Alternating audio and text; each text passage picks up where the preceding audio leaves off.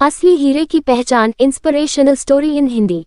भावरपुर के राजा अक्सर अपनी महल के बाहर दरबार लगाया करते थे, जहां वे अपनी प्रजा की बातों को गंभीरता से सुनते और उनकी समस्याओं को सुलझाने का प्रयास किया करते थे। एक दिन उस राज्य में एक व्यक्ति अपने हाथों में एक हीरा और एक कांच का टुकड़ा लेकर पहुंचा। देखने में कांच का वह टुकड़ा हीरे के समान ही प्रतीत हो रहा था। ये कहना गलत नहीं होगा कि कोई भी व्यक्ति दोनों को देखकर धोखा खा जाए और दोनों में अंतर ही न कर पाए। वह व्यक्ति राजदरबार में पहुंचा और उसने भरी सभा में राजा को चुनौती देते हुए कहा कि राजन, मेरे एक हाथ में एक बहुमूल्य हीरा है और एक में कांच का टुकड़ा। मैं इन दोनों को इस मेज पर रख रहा हूं। आपके इस राज्य में उपस्थित को व्यक्ति इन दोनों की पहचान कर दे कि इनमें कौन सा हीरा है और कौन सा कांच का टुकड़ा, तब में ये बहुमूल्य हीरा आपकी तिजोरी का शोभा बढ़ा सकती है।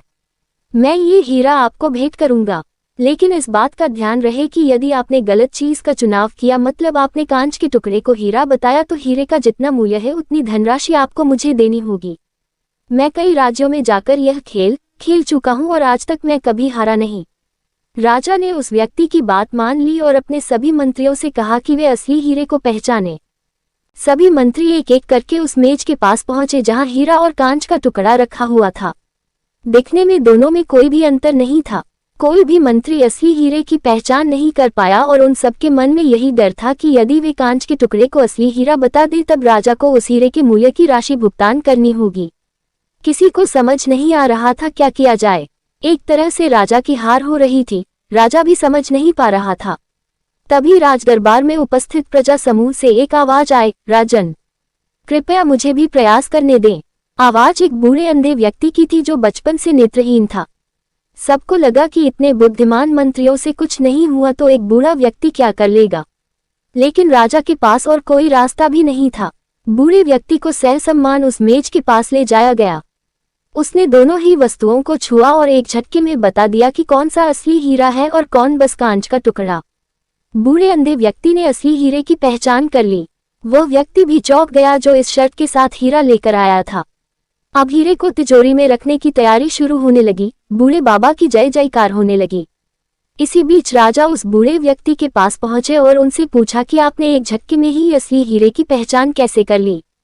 बूढ़े बाबा बोले, राजन, मैं बचपन से अंधा हूँ, मुझे किसी की चमक तो पता नहीं चली, लेकिन जब मैंने दोनों को छुआ तो इतनी धूप में भी हीरा बहुत ठंडा था और कांच का वह टुकड़ा धूप से तप रहा था और बहुत गर्म था।